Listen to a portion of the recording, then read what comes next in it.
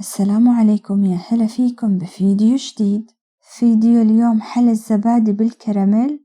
اشتركوا بالقناة، لايك وشير للفيديو، ويلا نبدأ.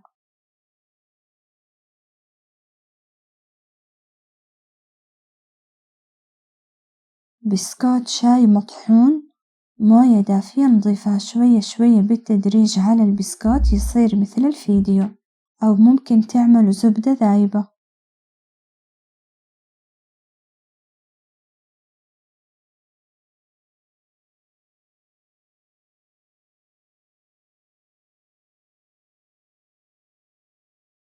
زبادي 170 جرام،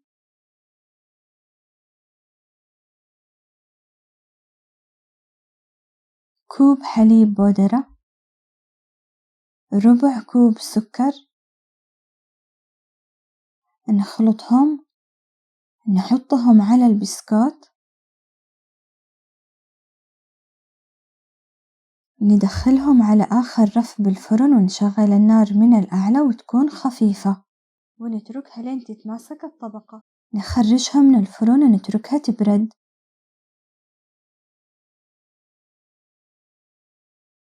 الكراميل، نحط في طاسة على نار خفيفة 10 حبات حلاوة الكراميل، ربع كوب حليب سائل، ونتركها تذوب.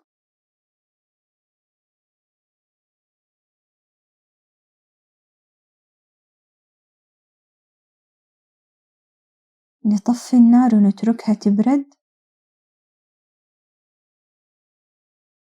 نحطها على الخليط الأبيض، أو ممكن تعملوا الكراميل الجاهز.